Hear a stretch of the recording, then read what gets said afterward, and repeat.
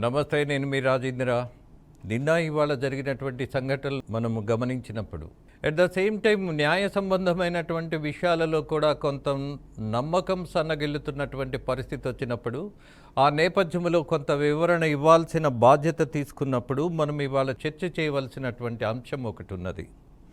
సామాన్యులు ఎక్కడ ఏ ఇబ్బంది వచ్చినా నమ్ముకునేది దేన్ని? ఒక చట్టాన్ని. అలాగే మరొక విషయం గమనిస్తే, శాసన వ్యవస్థలో ఒక తీర్మానం చేస్తే దాన్ని ఎవరు దాటకూడదు, జబదాటకూడదు అన్నటువంటిది రాజ్యాంగం. బట్ శాసనసభలో తీసుకున్నటువంటి నిర్ణయాలు బ్రేక్ అవుతున్నప్పుడు, సామాన్యుల జీవితాలు వాటికి లింక్ అయి ఉన్నప్పుడు, అవి బద్దలైపోతున్నప్పుడు, అశాంతిలో వాళ్ళు పడిపోతున్నప్పుడు శాసన వ్యవస్థను కూడా మనము నమ్మలేని పరిస్థితుల్లో పడిపోతున్నాం కదా. ఉదాహరణకి ఒక్క పెద్ద సంఘటనే తీసుకుందాం. అమరావతికి సంబంధించిన నిర్ణయం శాసనసభలో ఏకగ్రీవంగా నిర్ణయం తీసుకున్నారు. దాన్ని నమ్మినటువంటి రైతులు వేలాది మందిగా ముందుకొచ్చి దిక్కులేని రాజధానికి మనమే రాజధానిగా భూములు ఇచ్చినటువంటి మొట్టమొదటి వాళ్ళుగా, బాధ్యత కలిగినటువంటి వాళ్ళుగా మిగులుతాము అన్నటువంటి ఒక నమ్మకంతో, ఒక ఆశయంతో అత్యధికమైనటువంటి బీద, బిక్కి, ఎస్సీ, ఎస్టీ, బీసీ మైనారిటీలు అందరూ రాష్ట్రం కోసం నిలబడ్డారు. కారణం శాసన వ్యవస్థ. మరి ఆ బాధ్యత శాసనం చేసినటువంటి వాళ్ళు కానీ, పాలనాధికారులు కానీ, లేదు పాలనలో ఉన్నటువంటి నాయకులు కానీ ఎవరైనా తీసుకున్నారా? లేదే. మరి పరిణామం 10 సంవత్సరాలుగా సంక్షోభంలో బతికినటువంటి రైతు కుటుంబాలు. మరొక విషయం, మరి ఏదైనా ఇబ్బంది వచ్చినప్పుడు ఫైనల్గా మనకున్నటువంటి ఒకే ఒక దిక్కు న్యాయ వ్యవస్థ. మరి న్యాయ వ్యవస్థను మనం ఇవాళ నమ్ముకోగలుగుతున్నామా లేదా అన్నటువంటి అనుమానకరమైనటువంటి పరిస్థితులు వస్తున్నాయి. అందులో ఇవాళ జరిగినటువంటి సంఘటన, నేను జడ్జిమెంట్స్ మీద, జడ్జిల మీద తీర్పిచ్చేటటువంటి పని నేను పెట్టుకోవట్లా. బికాజ్ నేను ఎప్పుడు చెప్తా, జర్నలిస్టుకి ఒక పరిమితమైనటువంటి బాధ్యత ఉన్నది అని. మనమే న్యాయమూర్తులుగా ఎప్పుడు డిక్లేర్ చేయకూడదు అన్నటువంటి ఒక కమిట్మెంట్ మనకు ఉండాలి. సమాచారం ఉంటే చెప్పాలి. ఆ సమాచారం మీద ఉన్నటువంటి ఫాలోఅప్స్ ఏవైతే ఉన్నాయో అవి కూడా మిస్ అవ్వకుండా ప్రజలకు చేరవేయాలి. ఆ ప్రయత్నం నిరంతరం జరగాలి. అందులో భాగంగానే పల్నాడులో జరిగినటువంటి ఒక రాద్ధాంతం. ఎన్నికల సందర్భంగా ఒక ప్రజాప్రతినిధి ఒక పోలింగ్ బూత్లోకి వెళ్ళి ఈవీఎంను బద్దలు కొట్టిన తర్వాత జరిగినటువంటి పరిణామాలు చూసిన తర్వాత మరి పోలీసు వ్యవస్థ మీద నమ్మకం కలిగే అవకాశం ఉందా? తెల్లారి లేస్తే మనకి మొట్టమొదటిగా అందుబాటులో ఉండే ప్రభుత్వం పోలీస్. కారణం, మన మీద ఎవడైనా దాడి చేసినా, ఇంట్లో దొంగతనం జరిగినా, ఎవరైనా వచ్చి మనల్ని ఇబ్బంది పెడుతున్నా మొట్టమొదటిగా మనం పలకరించేది, తలుపు తట్టేది పోలీసుని. మరి ఆ పోలీసు వ్యవస్థ కూడా కళ్ళారా చూసినటువంటి సంఘటనను ప్రవోక్ చేశారు, అబద్ధం చెప్పారు. ఇచ్చినటువంటి రిపోర్టులో కళ్ళ ముందు ప్రజాప్రతినిధి ఈవీఎం బద్దలు కొడితే ఇచ్చినటువంటి రిపోర్ట్ ఏంటి? గుర్తు తెలియని వ్యక్తులు వచ్చి చేసిపోయారట. ఇంతకంటే నేరస్తులు ఈ భూమి మీద మరొకళ్ళు ఉంటారా? మరి వాళ్ళ మీద కూడా చట్టం తగిన చర్యలు తీసుకోవాలిగా. అధికారులు కదా అని ఇష్టం వచ్చినట్టు, లేదా లొంగిపోయినట్టు, ఏదో దాస్యం చేసినట్టు బానిసల్లాగా ప్రవర్తిస్తే నష్టపోయేది ఎవరు? ప్రజలు కదా. నష్టపోయేది నాయకుడు కాదు, అధికారులు కాదు, నష్టపోయేది ప్రజలు. కాబట్టే ఫర్ ద పీపుల్ అన్నటువంటి ఒకే ఒక యాంగిల్లో ఈ వ్యవస్థను మనము ఎలా మార్చాలి, అవసరమైతే ఎలా వీపు బద్దలు కొట్టాలి అన్నటువంటి నిర్ణయం ఇవాళ ప్రజలు తీసుకోవాలన్నటువంటి నేపథ్యంలో ఈ చర్చను చేపట్టా. ఇందులో ప్రముఖంగా ఉన్నటువంటి 2 న్యాయవాదులను తీసుకున్నా. ఒకళ్ళు ముప్పాల సుబ్బారావు గారు, ఆయన ఆంధ్రప్రదేశ్ హ్యూమన్ రైట్స్ సంఘానికి కూడా అధ్యక్షులుగా ఉన్నారు. మరొక న్యాయవాది అనేకమైనటువంటి సమస్యల మీద, ప్రజా సమస్యల మీద, ఆఖరికి తెలంగాణ రాష్ట్రానికి కూడా వచ్చి ఒక యుద్ధంలా చేసినటువంటి ఒక న్యాయవాదిని నేను గౌరవిస్తూ ఇవాళ ఆమె అభిప్రాయాలు కూడా తెలుసుకోవడానికి ప్రయత్నిస్తా. ఇద్దరికి స్వాగతం పలుకుతున్నా. నమస్తే. సుబ్బారావు, ఒక ఎమ్మెల్యేనా లేకపోతే ఒక పార్టీ అనేది మనకు అనవసరం. మనము వ్యవస్థ మీద పోరాడుతున్నటువంటి నేపథ్యంలో, వ్యవస్థ లోపాలను ఎండగడుతున్నటువంటి బాధ్యతతో ఒక ప్రజాప్రతినిధి ఈవీఎంను బద్దలు కొట్టిన తర్వాత వచ్చినటువంటి పరిణామాల్లో దోషులు అనేక మంది ఉన్నారు. అలాగే కోర్టు ఆయన్ని 6వ తారీఖు దాకా ముట్టుకోవద్దు అన్నది. వాట్ టు సే? ఎవరిని నమ్మమంటారు సామాన్యుల్ని సుబ్బారావు? ఒకటండి రాజేంద్ర గారు, అసలు ఈ సంఘటనకి ముందే ఏదైతే సమస్యాత్మకమైన పోలింగ్ స్టేషన్స్ ఉన్నాయో అక్కడ కేంద్ర బలగాలను పెట్టాలని చెప్పేసి ముందుగానే గుర్తించారు. కానీ ఎందుకు ఈ సంఘటన జరిగిన తర్వాత కేంద్ర బలగాలు లేకుండా ఓన్లీ 2 కానిస్టేబుల్స్ మాత్రమే ఎన్నుకున్నారు? ఇది అధికారుల యొక్క విధి నిర్వహణ లోపానికి తార్కాణం అవునా కాదా అని ముందు ఆలోచించాలి. డెఫినెట్ గా వాళ్ళ నిర్లక్ష్య ధోరణికి నిదర్శనం. రెండోది, 13వ తారీఖు సంఘటన జరిగితే 15వ తారీఖున కేసు నమోదు చేశారు. కేసు 15వ తారీఖు కానీ వాళ్ళ లేటుగా కంప్లైంట్ వచ్చింది అనుకుందాం కొద్దిసేపు.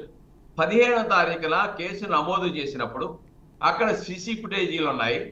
సీసీ ఫుటేజీలని పర్యవేక్షించేసి పరిశీలించి ఒకవేళ అధికారులు పోలింగ్ ఆఫీసర్స్ భయంతోనో ప్రాణభయంతోనో ఏమి చేయాలో అర్థం కాక అయోమయ పరిస్థితిలో చెప్పలేదు అనుకుందాం కొద్దిసేపు. 15వ తారీఖున నువ్వు కేసు నమోదు చేసిన తర్వాత విచారణ అధికారి నువ్వెందుకు సీసీ ఫుటేజీలను పరిశీలించి వెంటనే ఎమ్మెల్యేని ముద్దాయిగా ఎందుకు చూపించలేకపోయావు? అంటే పోలీసులు పరోక్షంగా అక్కడ వీళ్ళకి సహకరిస్తున్నారనేది నిర్వివాదాంశంగా ఇక్కడ కనపడతా ఉంది.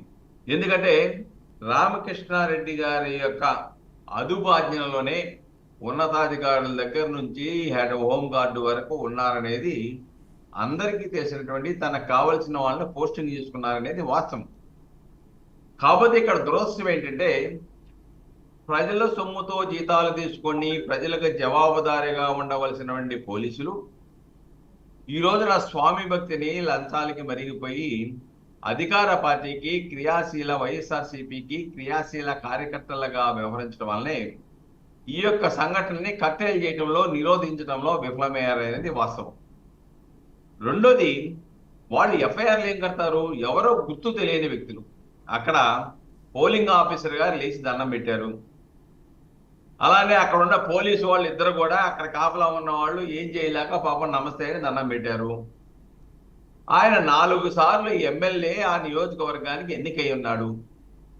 కానీ ఎవరు దాడి చేశాడో ప్రత్యక్షంగా వచ్చి ఆయనే దాడి చేస్తే గుర్తు తెలియని వ్యక్తులు ఎవరో వచ్చి దాడి చేసి దీన్ని బద్దలు కొట్టారు ఈవీఎం అంటే ఇంతకన్నా ఆశ్చర్యపడాల్సిన అంశం ఏదైనా ఉంటుందని అనుకోవచ్చా మనం?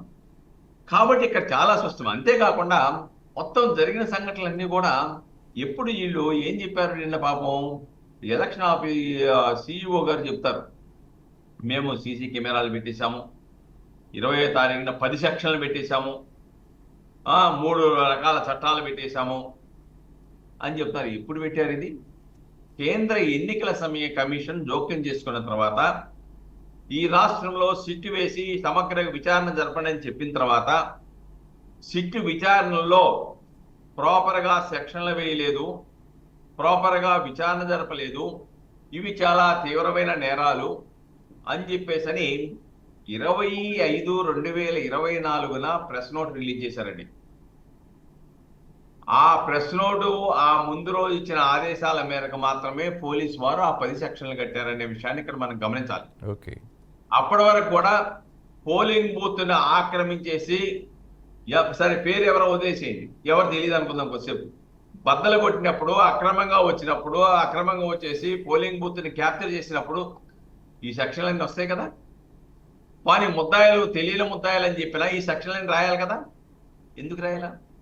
ఈ యొక్క వీడియో లింకేజ్ కనుక బహిర్గతం కాకపోతే వీడియో కనుక డెఫినెట్గా ఇది గుర్తు తెలియని వ్యక్తులు చేశారని చెప్పేసి కేసు అన్డిటెక్టెడ్ కేసు కింద తీసేసి పక్కన పడే పరిస్థితి అక్కడ కనపడింది.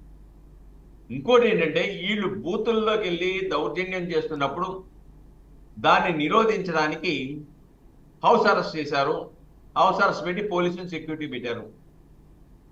సెక్యూరిటీ పెడితే ఏ విధంగా ఈయన హైదరాబాద్ వెళ్ళడానికి అవకాశం లభించింది? రెండోది, ఆయన హైదరాబాద్లో సాక్షి ఛానల్లో ఆయన ఇంటర్వ్యూ ఇచ్చాడు. ఆ ఇంటర్వ్యూ చూశాడు. దాంట్లో ఏమంటాడంటే ఆయన, పోలీసు వారే నన్ను హౌస్ అరెస్ట్ నుంచి మీరు వెళ్ళిపోండి హైదరాబాద్ అని చెప్పారు, వాళ్ళు సూచనల మేరకు నేను హైదరాబాద్ వచ్చాను అంటాడు. అంటే హౌస్ అరెస్ట్ చేసిన తర్వాత ఆయన వెళ్ళటానికి ప్రోత్సహించింది ఎవరు? ఇంతకన్నా దారుణం ఏంటంటే ఇంత టెక్నాలజీ పెరిగిన తర్వాత ఇన్ని టీములు పెట్టామని చెప్పేసి భుజాల దమ్ముడుకునేటువంటి సిఇఓ కానీ లేకపోతే ఈ రాష్ట్ర పోలీసులు డీజీపీలు కానీ ఒక ముద్దాయిని, ఒక నేరం చేసిన వ్యక్తిని పట్టుకోవడానికి రకరకాల కథలు అల్లారు. డ్రైవర్ను ముట్టుకున్నామంటారు, సెల్ ఫోన్ స్వాధీనం చేసుకున్నామంటారు, పర్యవేక్షణ అరెస్ట్ చేస్తామని చెప్తున్నారు, 4 టీంలు అన్నారు, నరసరావుపేటలో సరెండర్ అవుతారంటారు, హైకోర్టులో ఆయన హ్యాండ్స్ పెట్టి వెళ్ళారు. అంటే ఇంత నాటకం ఆడవలసిన అవసరం ఉందా పోలీసులు కూడా? కానీ పోలీసులు ఇంత నాటకాలు ఆడితే పోలీసు వ్యవస్థ మీద కోస్తో కాస్తో చట్టాలను పరిరక్షించాలని భావించేటువంటి వ్యవస్థే ఇంత దౌర్భాగ్యంగా తయారైపోతే, అధికార పార్టీకి క్రియాశీల కార్యకర్తల్లాగా వ్యవహరిస్తే ఇంకా ప్రజలకు రక్షణ ఉంటుంది? కంచే చేనిమేసిన సామెతలాగా ఈ రోజున పోలీసు వ్యవస్థే రక్షక బొట్టులే పక్ష బొట్టులుగా మారిన తర్వాత చట్టాన్ని సక్రమంగా అమలు చేయవలసిన పరిస్థితుల్లో అమలు చేయకుండా స్వామి భక్తిని ప్రదర్శించే పరిస్థితి ఉత్పన్నమైనప్పుడు ఇంకా శాంతి భద్రత సమస్య ఎక్కడ ఉంటుంది? లేదంటే ప్రజాస్వామిక వ్యవస్థ మనుగడ ఎక్కడ ఉంటుంది? హింసా రాజకీయాలకు అద్దోదుబే ఎక్కడ ఉంటుంది? రాజ్యహింసకి అసలు అదుపే లేకుండా పోతుంది. కాబట్టి ఇటువంటి పరిస్థితుల్లో ఈ రోజున వాళ్ళు ఏం చెప్తున్నారు? హైకోర్టులో కూడా, హైకోర్టులో వాళ్ళ ప్లేటర్ గారి వాదన ఏమిటి? 13వ తారీఖు సంఘటన జరిగింది, ఎవరు ఫిర్యాదు ఇవ్వలేదు. 15వ తారీఖున రాసినటువంటి ఎఫ్ఐఆర్లో ముద్దాయిల పేర్లు ఎవరై లేవు, గుర్తు తెలియని వ్యక్తులు అన్నారు. ఈసీ అలానే అసలు ఈ ఫుటేజీ ఎలా బయటకు వచ్చింది? ఫుటేజీ బయటకు వచ్చింది కాబట్టి ఆ ఫుటేజీ యొక్క మార్పింగ్ ఏమో అది. కాబట్టి దీన్ని బెయిల్ మంజూరు చేయండి, తర్వాత ఈ యొక్క సెక్షన్లన్నీ పెట్టారు అని చెప్తారు. ఇక్కడ వాస్తవం ఒకటి, ఇక్కడ తీసుకోవాల్సిన చర్య సరే న్యాయస్థానం సరే 7 సంవత్సరాల లోపు శిక్ష పడే నేరాలని చెప్పారు. సరే ఆ వాదన కూడా వాళ్ళ ప్లేటర్ గారు న్యాయస్థానం ముందు పెట్టారు. అంతేకాకుండా ఎన్నికల్లో కౌంటింగ్ జరుగుతుంది కాబట్టి అక్కడికి వెళ్ళాలి. అయితే ఇక్కడ ఏంటంటే ఆయన అక్కడికి వెళ్ళినప్పుడు అక్కడ శాంతి భద్రత సమస్యలు ఉత్పన్నమైనప్పుడు దాంట్లో అర్నేష్ కుమార్ జడ్జిమెంట్లోనే పాయింట్ నెంబర్ 3లో చాలా స్పష్టంగా చెప్పారు. చెక్ లిస్టు తయారు చేసి దాంట్లో ఎవరైతే ఆయన అరెస్టు గల కారణాలు తెలుపుతూ దానికి సంబంధించిన డాక్యుమెంట్లు పెడితే 41A నోటీస్ ఇవ్వవలసిన అవసరం లేదు, న్యాయమూర్తి దగ్గర ప్రొడ్యూస్ చేసి డిటెన్షన్కి ఇవ్వచ్చు అని అదే అర్నేష్ కుమార్ జడ్జిమెంట్ లో స్పష్టంగా ఉంది.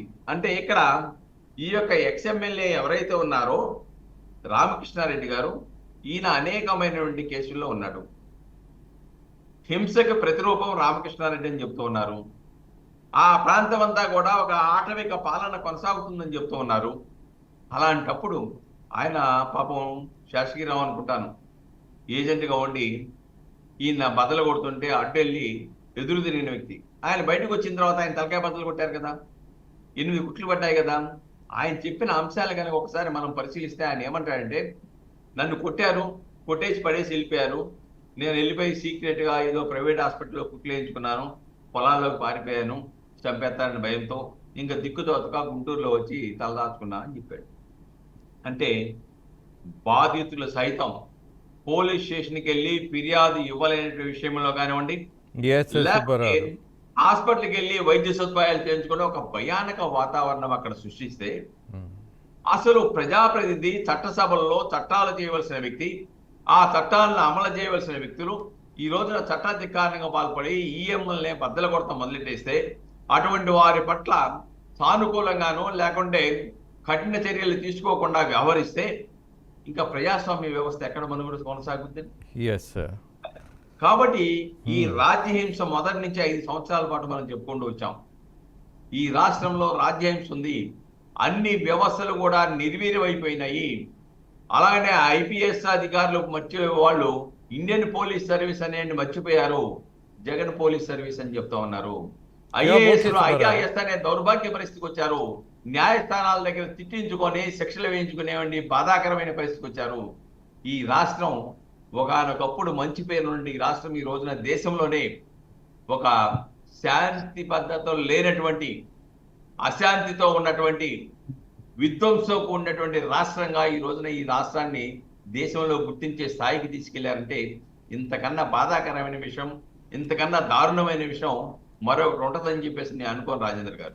ఎస్ సుబ్బారావు, ఇదే సమయంలో బాధ్యత తీసుకోవాల్సిన వాళ్ళు చాలా వరకు ముందుకు రావాల్సిన పరిస్థితి ఉన్నది. At the same time Rajani గారు, ఇక్కడ ప్రధానమైనటువంటి అంశం మరొకటి ఉన్నది. ఎవరైతే బాధ్యత నిర్వర్తించాలో వాళ్ళు చేసినటువంటి పొరపాటుకు శిక్ష ఉండట్లా. ఎవరు వాళ్ళు? అధికారులు ఇచ్చిన స్టేట్మెంట్ ఏంటి? స్వయంగా ప్రజాప్రతినిధి వచ్చి ఈవీఎం బద్దలు కొట్టి వెళితే గుర్తు తెలియని వ్యక్తులు అనే రిపోర్టు రాసిన వాడి చెయ్యి తీసేయాలా, లేకపోతే వాడిని ఉద్యోగంలో నుంచి తొలగించాలా? మరి జనాలకి నమ్మకం కలిగించాలి అని అంటే ఎలా రియాక్ట్ అవ్వాలి అన్నది ప్రజాప్రతినిధి మీద ఒకటైతే, రెండోది అధికారుల మీద కూడా, దీని మీద కూడా మనం దృష్టి పెట్టాలి. రజనీ గారు, ముఖ్యంగా ఈ మాచర్ల, పల్నాడు పరిసర ప్రాంతాలు ఎప్పుడు కాంప్లికేటెడ్ ఏరియా అని రాష్ట్రంలో ఒక 20 కాంప్లికేటెడ్ ఏరియాలను గుర్తించినప్పుడు దాంట్లో ఒక 4-5 పల్నాడులోనే ఉన్నాయండి. ఈ పల్నాడులో పోలీస్ యంత్రాంగాన్ని నమ్మద్దు సార్, ఇదంతా వాళ్ళ అండర్ కంట్రోల్నే ఉంటుంది. గత ఎమ్మెల్యేలు కూడా వాళ్లే, ఇప్పటికి కూడా ఆపద్ధర్మ ముఖ్యమంత్రిగా ఆయనే ఉన్నాడు. ఆయన లండన్ లో ఉన్నప్పటికీ దయచేసి కేంద్ర బలగాలని దింపమని ఎన్నో మార్లు లెటర్స్ పెట్టుకున్నామండి. అంటే ఇక్కడ మీరు అనొచ్చు ఎలక్షన్ కమిషనర్ మరి పనిచేయలేదా అంటే, ఎలక్షన్ కమిషనర్ పనిచేస్తున్నారు. పాపం ఎప్పుడో నెల రోజుల క్రితం సస్పెండ్ చేయాల్సిన డీజీపీని ఇప్పుడు లేటెస్ట్ గా ఒక 1 వీక్ 10 డేస్ బ్యాక్ సస్పెండ్ చేశారు. ఆయన ప్లేస్ లో ఇంకొక ఆయన వేశారు. సిఎస్ ని చెయ్యండి సార్ అని అడుగుతున్నా సరే, నిజాయితీ పరుడైన ఏబి వెంకటేశ్వరరావు గారు లాంటి వారు కోర్టు నుంచి ఒక ఆర్డర్ తెచ్చుకొని వచ్చినా ఆయన ఇంతవరకు ఒక డిజిగ్నేషన్ లో ఎందుకు అపాయింట్ చేయలేదు? ఈవెన్ దో సిఎస్ కి ఎందుకు డైరెక్షన్ ఇవ్వలేదు ఎలక్షన్ కమిషనర్? మాకు తెలియదు సార్. అదే రకంగా ఈ రోజు వీరి వల్ల ఇబ్బంది ఉంది, వారిని తొలగించండి అంటూ ఎలక్షన్ కమిషనర్ చెప్తుంది. మళ్ళీ ఎవరిని అపాయింట్ చేయాలి అంటే ఎలక్షన్ కమిషనర్ ఏమన్నా కేంద్ర బలగాలను తీసుకొని వచ్చే ఐఏఎస్ ఐపీఎస్ కి అపాయింట్ చేయట్లా, అక్కడ వాళ్ళని, ఆయన చెప్పిన వాళ్ళని, అంటే కొత్త వాళ్ళని ఆయన చెప్తాడు, ఉన్న వాళ్ళని ఆయనే తీసేస్తాడు. సో ఇక్కడ దొంగ చేతికి తాళాలు ఇచ్చి మనం సోజ్యం చూస్తున్నాం అన్నమాట. సో ఇంకొకటి ఏంటంటే, ఈ పిన్నెల్లి రామకృష్ణారెడ్డి అనేవారు ఒక 2 దశాబ్దాలు అంటే ఒక 4-5 సార్లు అతను కంటిన్యూస్ కి ఎమ్మెల్యే. అంటే అతను ఎమ్మెల్యే కాకపోతే అనేది అతను ఊహించుకోలేడు. అరే అలవాటైపోయింది అతనికి, ఇలా అరాచకం చేసి గెలవడం అనేది అలవాటైపోయింది. ఇంకొంచెం అరాచకం మోడు పెంచాలే కానీ పదవి ఎలా కోల్పోతాడు? ఈ రోజు ప్రజలు సంవత్సరాలు రాష్ట్రాలు దాటి వెళ్ళిపోయారండి. పొట్ట చేత పట్టుకొని కాదు, ప్రాణాలు అరిచేత్తో పెట్టుకొని ఇక్కడ బతకలేము, బతకనివ్వడు పిన్నెల్లి అనుచరులు తుర్కా కిషోర్ లాంటి వారు. గతంలో కూడా స్థానిక ఎన్నికల్లో గ్యాంబ్లింగ్లు జరుగుతున్నాయి అంటూ వస్తే బోండా గారి మీద, బుద్ధా వెంకన్న మీద ఒక పెద్ద వెపన్ పెట్టి ఎదురు దాడి చేస్తే పిల్లోడు వెళ్ళిపోతున్నాడు తప్పించుకొని, పిల్లోడు ఎక్కడ గుద్దేస్తుంది కారు అని ఒక పెద్ద మారణాయుధంతో ఒక దుంగతో కర్రతో ఢీ కొట్టాను కర్రతో అని చెప్పి ఒక రాసి కేసు క్లోజ్ చేసినటువంటి దౌర్భాగ్య వ్యవస్థ గత పోలీస్ వ్యవస్థ. నేను అనుకునేదాన్ని ఎలక్షన్ కోడ్ వస్తే వీళ్ళ పని చెప్పచ్చు, ఎలక్షన్ కోడ్ వస్తే వీళ్ళు నిజాయితీగా పనిచేస్తారు, భయంగా పనిచేస్తారని గతంలో అనుకునేదాన్నండి. గతంలో అనుకోవడానికి గల బలమైన కారణం ఏంటంటే, ఇదే పిన్నెల్లి వర్గం తుర్కా కిషోర్ గారు వినుకొండ పరిసర ప్రాంతాల్లో 144 సెక్షన్ అమల్లో ఉన్నప్పుడు వీర విస్తృత ప్రచారం చేశారు. ఆయన బ్లాక్ కలర్ సుమోలు, మొత్తం క్లోజ్డ్ మిర్రర్ ఉంటుందండి, బ్లాక్ కలర్ సుమోలు, ఒక దాని మీద నిన్ను చంపి నీ రక్తం తాగుతా, రక్త చరిత్ర అంటూ పెద్దగా ఒక టైటిల్ సాంగ్స్ పెట్టుకొని ఒక జీప్ మీద కూర్చొని వెళ్తుంటే నాకు శివ సినిమా, గాయన్ సినిమా, రక్త చరిత్ర 1, 2 అన్ని లైవ్ లో చూసేసినానండి. చూసి ఊరికే ఉండాలి కదా, అంటే మన రిపోర్టర్ లాగా, మన పోలీసుల్లాగా, మన అధికారుల్లాగా, మన సాధారణ ప్రజల్లాగా అలా ఊరుకోకుండా దాన్ని వీడియోలో బంధించినామండి. బంధించి అక్కడతో ఆగకుండా సిఐకి దగ్గరికి వెళ్ళామండి. సిఐ గారు చూడండి సార్, ఇదిగోండి వీడియోలో, ఇదిగోండి ఈ బ్లాక్ సుమోలు 10 సుమోలు 144 అమల్లో ఉంది, ఇప్పుడు జరుగుతున్న ఇన్సిడెంట్ సార్ చూడండి, సుమో మీద కూర్చుని ఇదిగోండి సాంగ్ వినపడుతుందా మీకు, వాయిస్, రక్త చరిత్ర నిన్ను చంపి నీ రక్తం తాగుతా అని ఇలా జరుగుతుంది సార్ అంటే, పాపం కన్సర్న్ సిఏ చెప్పాడు, అరే ఇది బస్ స్టాండ్ ఏరియాలో మేడం, నేను ఉంది మార్కెట్ ఏరియాలో, నేను ఎంక్వైరీ చేస్తాను, ఉండండి మీరు కంగారు పడక, నేను ఎంక్వైరీ చేస్తాను.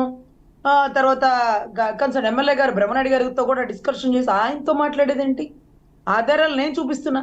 పోనీ నేను తప్పు అనుకుంటే ఆ వైపుగా వెళ్ళింది కదా, బస్ స్టాండ్ వైపు పరిసర ప్రాంతాల్లో ఉండే అన్ని షాపుల ముందు సీసీ కెమెరాలు పెడితే షాపులన్నీ నిర్మానుషంగా వెహికల్స్ పోతున్నది విజువల్ పడతాది కదా, అది చూసుకోవచ్చు కదా. ఈ రోజుకి కూడా కేసు నమోదు చేసి తురుకా కిషోర్ గారిని అరెస్ట్ చేయలేనటువంటి దౌర్భాగ్యం. సో ఇది మారిపోతుంది ఎలక్షన్ కోడ్ వస్తే అనుకున్నానండి, కానీ మారల.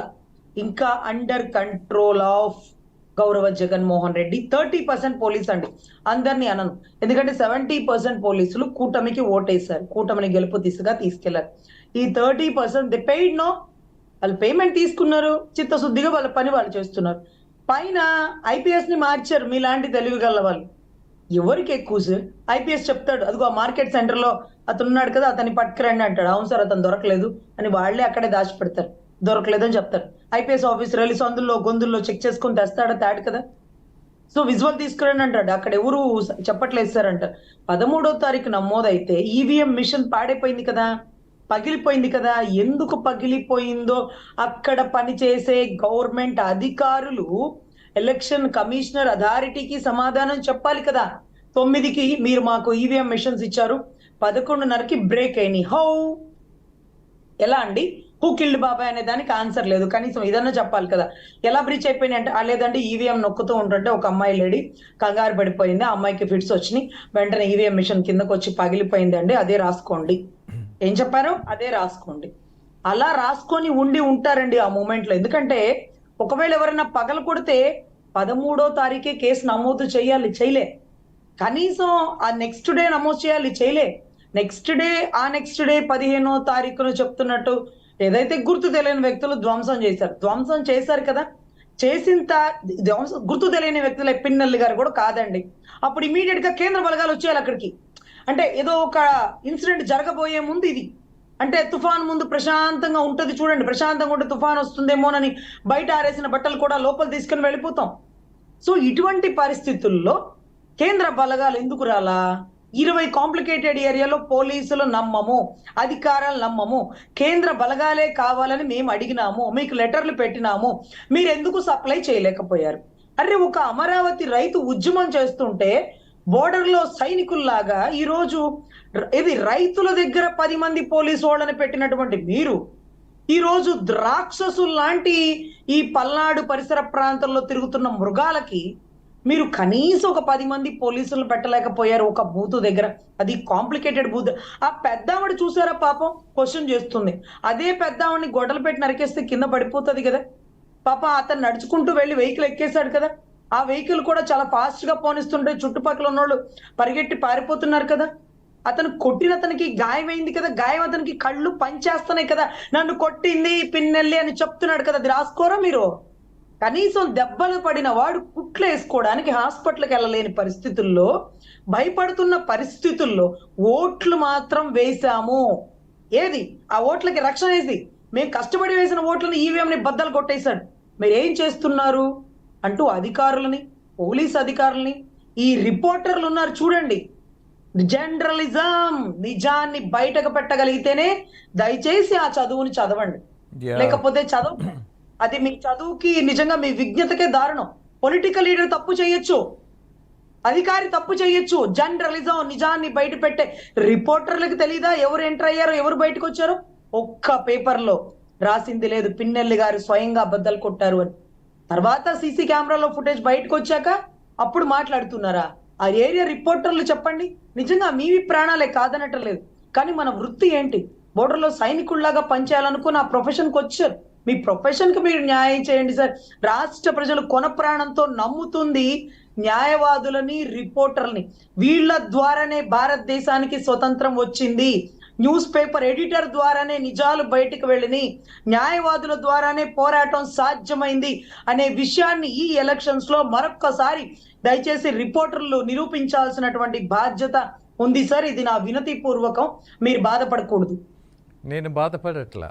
కారణం ఏంటంటే ఒక వివరణ ఇవ్వాల్సిన పరిస్థితి ఉన్నది.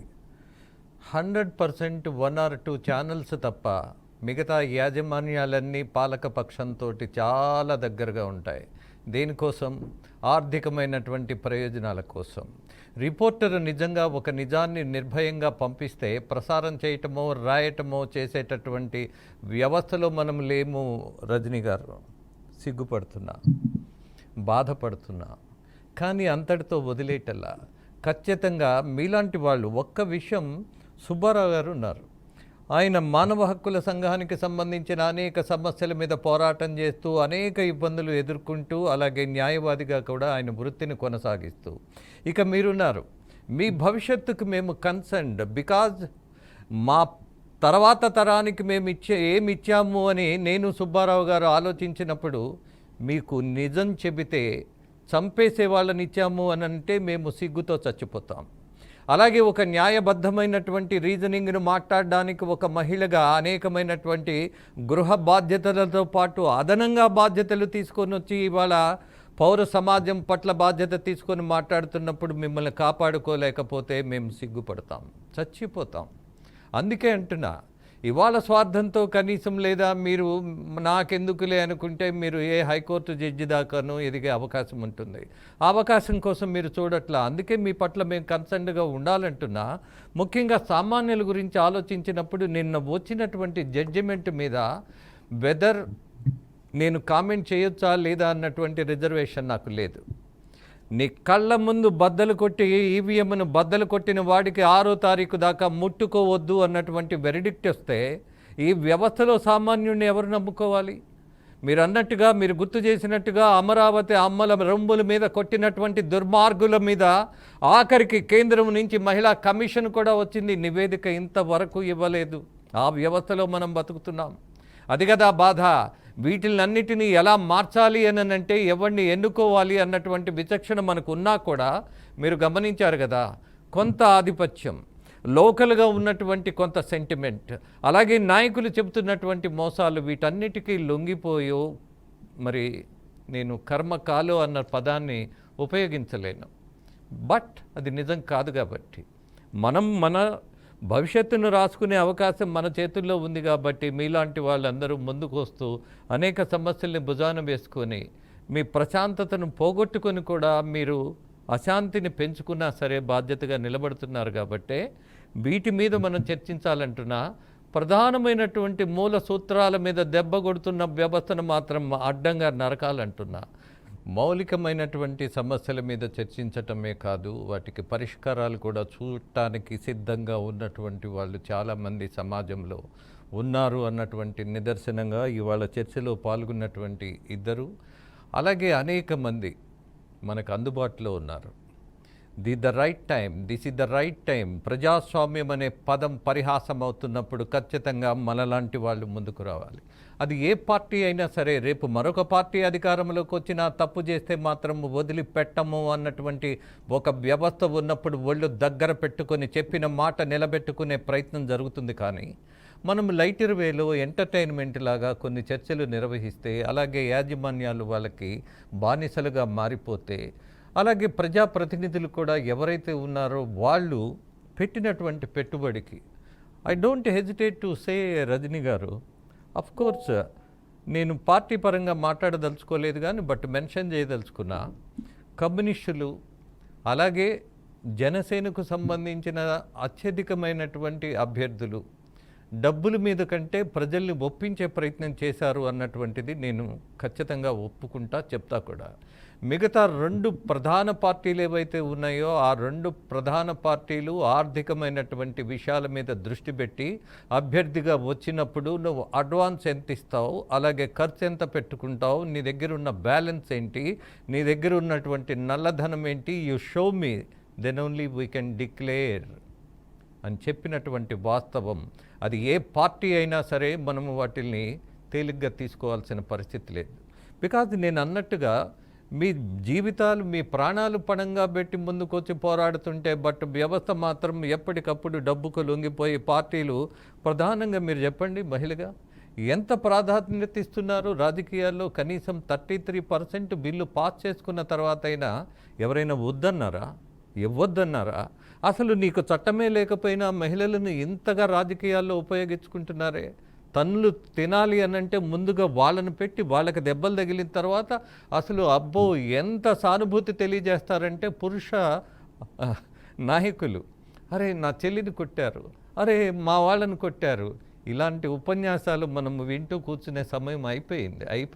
ఏ పార్టీ అయినా సరే ప్రతిభను ప్రాతిపదికగా తీసుకోకుండా వీడు బాగా బూతులు తిడతాడా అని ఒక పార్టీ, వీడు బాగా డబ్బులు పెట్టగలడా, నాకు డబ్బు ఇవ్వగలడా అన్నది మరొక పార్టీ.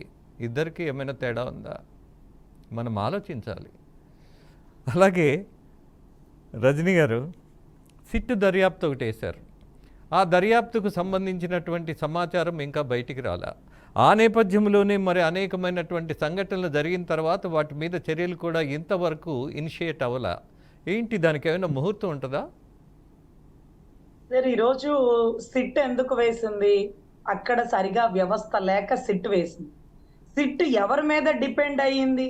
అక్కడ పోలీస్ అధికారుల మీదే డిపెండ్ అయింది. సిట్ ఏమి కేంద్ర బలగాల్ని, కేంద్ర నిఘా శాఖల్ని తీసుకొని వచ్చి, సిట్ అంటే నాట్ లైక్ దట్, అంటే మనం ఈడీ సిబిఐ లాగా ఉండదండి. సిట్ ఈ దర్యాప్తు వ్యవస్థలో ఎవరెవరు ఈ రోజు ఇంట్రాగేషన్ చేస్తున్నారు, ఎవరెవరు దాంట్లో వన్ ఆఫ్ ద అధికారులు ఉన్నారంటే వాళ్ళు కూడా పోలీసు వాళ్ళే. ఏ పోలీసు వాళ్ళు? మళ్ళీ మన జగన్మోహన్ రెడ్డి గారు పోలీసు వాళ్ళే. అరే నాకు అర్థం కాదు, కింద పడేసేది పైకి ఎత్తుకునేది మనమే అన్నట్టుగా ఉంది ఈ రోజు వ్యవస్థ. సిట్ తొందరపడుతుందా? సిట్ ఆన్సర్ చేస్తుందా? అంటే ఈ రోజు ఎలక్షన్ కమిషనర్ సిట్ వేసి కొంతమంది అధికారులు పెట్టినప్పుడు ఆ అధికారులు ఇచ్చే నివేదికనే పరిగణలోకి తీసుకుంటుంది. ఆ అధికారులు లాంటి వారే సిఎస్ జవహర్ రెడ్డి గారు. సిఎస్ జవహర్ రెడ్డి గారు లాంటి వారే ఆ అధికారులు. ఇకపోతే సిట్ కూర్చున్నట్టే ఉంటుంది. ఇక పరిగెట్టేది ఎప్పుడు? వ్యవస్థలో ప్రశ్నించేది ఎప్పుడు? ఇంత టైం ఎందుకు పట్టింది? ఆ ఒక్క చోటే కెమెరా ఉందనుకుంటున్నారా? ఎన్ని చోట్ల కెమెరాలు ఉన్నాయి? పోనీ ఆ కెమెరా లేదు, మీకు ఆన్సర్ తెలీదా? కెమెరా నిజాన్ని పట్టుకుని అవునవునవును పిన్నెల్లే వచ్చాడు అని మీరు మాట్లాడతారా? ఈరోజు కెమెరా లేకపోతే పిన్నెలని మీకు తెలీదా? ఈరోజు సిట్ వేసిన అధికారులు ఎవరు? పరాయి వాళ్ళు కాదండి, వాళ్ళు దొంగలే. అలీబాబా అరడజన్ దొంగలు ఇటు నలుగురు అటు నలుగురు ఉన్నారు, అంతే, ఏమీ తేడా లేదు. నిన్నే నేను పల్నాడులో అధికారులందరినీ వెరిఫై చేస్తే ఈవిడెవరు, ఇతనెవరు, ఆయన ఎవరు అంటే ఎక్కడో అక్కడక్కడ కొంత నిజాయితీ పరులు ఉన్నా వాళ్ళ పైనుండే అధికారులు వాళ్ళ నిజాయితీని తొక్కేస్తారు. ఈరోజు ఒక ఎస్ఐ మంచిది పాపం, కానీ పైనుండే డిఎస్పీ తొక్కేస్తారు. ఈరోజు ఒక సిఐ మంచోడు పాపం, అవునండి జరిగింది, మమ్మల్ని ఏం చేయమంటారు, మా ప్రెజర్ మీకు తెలిసిందే రజనీ గారు, మీకు తెలియంది కాదు కదా అని మాట్లాడేస్తారు. ప్రెజర్, ఈ ప్రెజర్ కుక్కర్ లో ఉడికిపోతున్న వారు ఎవరెవరు సార్? ఐఏఎస్లు సైతం.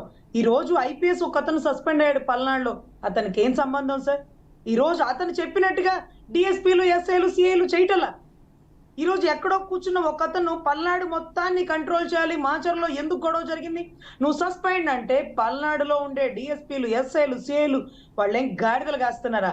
ఇతను కొత్త వ్యక్తి, మీకు తెలియదా? ముందు నుంచి 4 సార్లు ఎమ్మెల్యేగా అయిన వ్యక్తి, అతని కెపాసిటీ, అతను ఎక్కడ మందు బాంబులు ఎక్కడెక్కడ ఎండ పెడతాడు, ఎక్కడెక్కడ ఆయుధాలు తీసుకొస్తాడు, ఎక్కడెక్కడ జనాల్ని పెడతాడు, ఎక్కడెక్కడ దొమ్మి చేస్తాడో మీకు తెలియదా? ఈరోజు నిజాయితీ గల అధికారులు కొంతమంది సస్పెండ్ అవుతారు, కానీ అది సర్వసాధారణం. కమిటీ వేసినప్పుడు, ఎంక్వైరీ జరిగినప్పుడు వాళ్ళ నిజాయితీతో వాళ్ళు బయటకు వస్తారు. వీళ్ళ గురించి మనం చింతించకూడదు. కానీ కింది స్థాయి వర్గం చేస్తున్న అల్లర్లు, అరాచకాన్ని ఇక ఆపాలా? ఎవరికి తెలియదు ఇంతుల భాగవతం అన్నట్టుగా ఈ రోజు అక్కడ చూస్తున్నారు వీడియోలో ఒక 10-20 మంది మీకు కనపడుతున్నారా?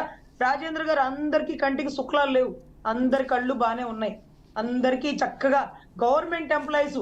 ఇంట్లో అమ్మాయి పెళ్లికుందమ్మా, ఏదైనా కేసు అయితే ఇబ్బంది, అమ్మాయి పురిటికుందమ్మా ఇబ్బంది, మేము మా అబ్బాయి అమెరికాలో ఉన్నాడమ్మా, ఏదైనా కేసు పెట్టాలంటే మాకు భయం అమ్మా, మళ్ళీ మేము అక్కడికి వెళ్ళలేమమ్మా అంటూ ఈ రోజు స్వయంగా ప్రజాగళం సభలో తొక్కిసలాట జరిగితే అమరావతి రైతులతో పాటు నలుగురు నలిగిపోతుంటే పోలీసులు నుంచుని సోద్యం చూస్తున్నారు, మేము కింద పడి మాకు గాయమైనా సరే. అప్పుడు చెప్పాను నేను కొంతమందిని, అమ్మా మనం కేసు పెడదాము, ఖచ్చితంగా ఆ డిఎస్పీని, ఎస్పీని సస్పెండ్ చేస్తారంటే వద్దులే, మా బిడ్డలు అమెరికాలో ఉన్నారు, ఏం జరగలేదు కదా, జరిగినా కూడా మాట్లాడకూడదు, మాట్లాడినా అమ్మో ఇక్కడ ఉన్న పరిస్థితిని బట్టి మేము ఏమీ మాట్లాడలేమని నాతో పాటు ఒక్కరు కూడా కంప్లైంట్ ఇవ్వడానికి రాలేకపోయారు. వ్యవస్థ ఈ రోజు ఆ పెద్ద ఆవిడ క్వశ్చన్ చేస్తుంది, అక్కడ ఉన్న తెలుగుదేశం యువత, జన సైనికులు, బీజేపీ వారు నోట్లో గెడ్డి పెట్టుకున్నారా అండి? పెద్ద ఆవిడ పాపం ఈ రోజు నంబూరి శేషగిరిరావు గారి వయసు అంతా సిగ్గు లేదా? అక్కడ యువతకి సిగ్గు లేదా? యువత అంటే ఫేస్బుక్ లో పోస్టులు పెట్టుకోవడం, యవ్వనంగా క్రాఫ్లు చేసుకోవడం, బలాదుర్గా బైక్లు వేసుకొని తిరగడం కాదు. ప్రశ్నించాలా? నేటి బాలలే రేపటి పౌరులు, యువకులే రాష్ట్రానికి వెన్నుముకలు అన్నటువంటి వివేకానంద రెడ్డి గారు, వివేకానంద్ గారు మాట్లాడినటువంటి మాటలకి ఈ రోజు ఒక్కళ్ళన్నా సమాధానం చెప్పారండి? ఒక పెద్ద ఆవిడ, ఇంకొక పెద్ద ఆయన బాధపడుతున్నారు, ప్రశ్నిస్తున్నారు. వాళ్ళదే పోయింది సార్, నెక్స్ట్ జనరేషన్ లేదు. ఇక ఎవరికి అవసరమో వాళ్ళు అడగాల నోరు తెరిచి, ఏంటయ్యా పిల్లెళ్ళి ఇక పోతుంది నీ తరం. ఒక్కడు కనుచూపు మేరలో ఒక్కడు క్వశ్చనించలేదండి. ఆ పెద్ద ఆవిడ అడ్డగిస్తుంటే ఆవిడ ఈరోజు నా కళ్ళకి ఝాన్సీ లక్ష్మీబాయి, దుర్గాబాయి దేశ్ముఖ్ లా కనపడుతున్నారు. ఈరోజు ఏదైతే పాప నంబూరి శేషయ్య గారు ఎవరైతే ఉన్నారో ఆయన భవిష్యత్తు గురించి కూడా ఆలోచించుకోకుండా గొడ్డలు పెట్టి నరికేసినా పర్లేదు అన్నట్టుగా ఎదురుపడి తీసుకెళ్లిపోయారు. అక్కడ 307 కట్టకూడదా అండి? కట్టొచ్చు కదా అండి. ఇది నేను మా సుబ్బారావు గారిని అడుగుతున్నాను. మీరు పెట్టారు ఒక 15 సెక్షన్లు, 2 రోజుల నుంచి మన ఇద్దరం డిబేట్ లో కూర్చున్నాం. మీరు చెప్పారు అడుగడుగున అరెస్ట్ అయిపోతాడు, 7 సంవత్సరాలు పైబడిన శిక్ష కూడా ఉంది రజనీ గారు అని. 6వ తారీఖు వరకు అతన్ని అంటకూడదు అంటే ఇక మన వ్యవస్థని, మన చదువుకున్న వ్యవస్థని ఇక రాష్ట్ర ప్రజలు ఏమాత్రం గౌరవిస్తారు సుబ్బారావు గారు?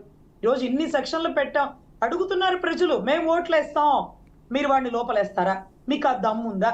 మీకు ఆ ధైర్యం ఉందా? మీ దగ్గర వ్యవస్థ ఉందా అని అడుగుతున్నారు. చెప్పాలి మనం సమాధానాలను. నల్ల కోట్లు వేసుకున్నందుకు ఉందా లేదా? లేదు.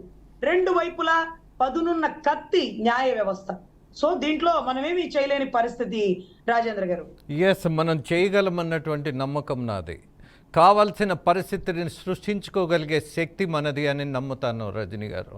ఎలా అని మీరు ప్రశ్నించినప్పుడు, ఎలాగో సమయం వచ్చినప్పుడు ఈ డిబేట్లో కాకుండా తప్పకుండా మరో డిబేట్లైనా మనం ఆ మార్గాన్ని నిర్దేశిద్దాం. అలాగే సుబ్బారావు గారు, ఇటీవల జరిగినటువంటి బెంగళూరు రేవ్ పార్టీకి సంబంధించి ఒక నటి ఉన్నది, హేమా ఆమె పేరు. ఎంత విచిత్రంగా మహిళ అయితే, ఒక సినిమా నటులైతే ఎంత ఎమ్మడబడతారో మీడియా వాళ్ళు అన్నటువంటి చర్చ కూడా నేను చేస్తున్నా. కారణం ఏంటంటే, టీచర్ ఎప్పుడూ పాఠాలు చెప్పాలి, జర్నలిస్టు కొన్ని నిజాలు విశ్లేషణ చేయాలి, తీర్పులు ఇవ్వకూడదు. మళ్ళీ అది కూడా రిజర్వేషన్. అలాగే న్యాయమూర్తి న్యాయ వ్యవస్థను కాపాడేటటువంటి న్యాయబద్ధమైన చట్టాలను ఉదహరిస్తూ తీర్పులు ఇవ్వాలి. కానీ ఈ 3 జరగటం లేదు అన్నటువంటి వాస్తవం ప్రజలు బాగా గమనిస్తున్నారు. అలాగే ఇప్పుడే నన్ను అలర్ట్ చేశారు, రిపోర్టర్లు అనేవాళ్ళు ఖచ్చితంగా వాళ్ళకి కళ్ళకి కనపడినవి, వాళ్ళకి ఆధారంగా అనిపించినవి రాయాలి, చూయించాలి అని. కానీ నేను గుర్తు చేశా రజనీ గారు, ఉన్నారు యోధుల్లాంటి జర్నలిస్టులు ఉన్నారు, అలాగే రాయగలిగిన వాళ్ళు ఉన్నారు, నిలబడగలిగిన వాళ్ళు ఉన్నారు. వాళ్ళను నిలబెట్టుకునే వ్యవస్థ మీలాంటి వాళ్ళ ద్వారా రావాలని ఆశిస్తున్నా.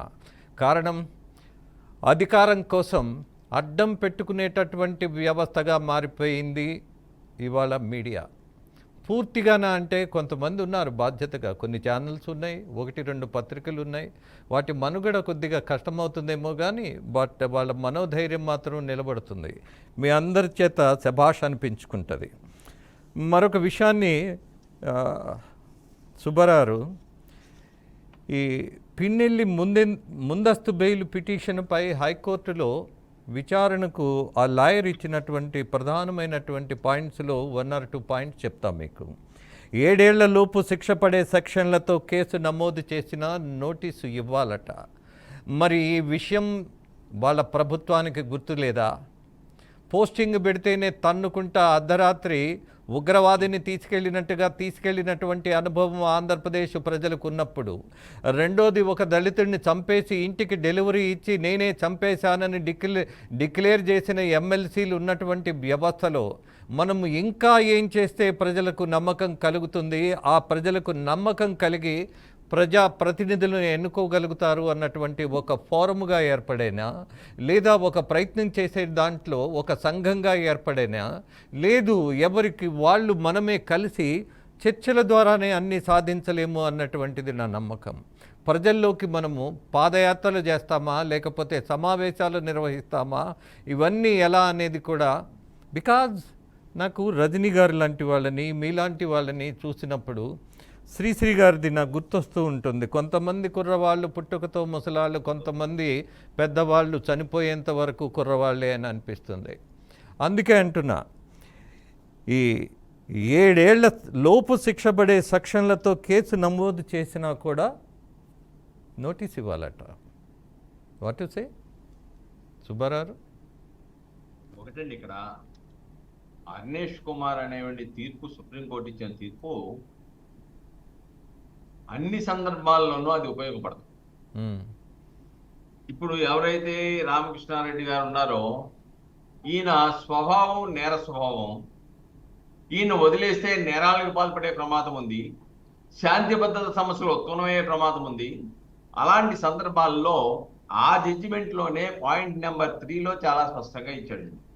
ఆయన ఇచ్చింది ఏంటంటే, the police officer shall forward the check list duly filed and furnished the reasons and materials which necessitated the arrest, the forwarding producing the accused before the magistrate for further detention.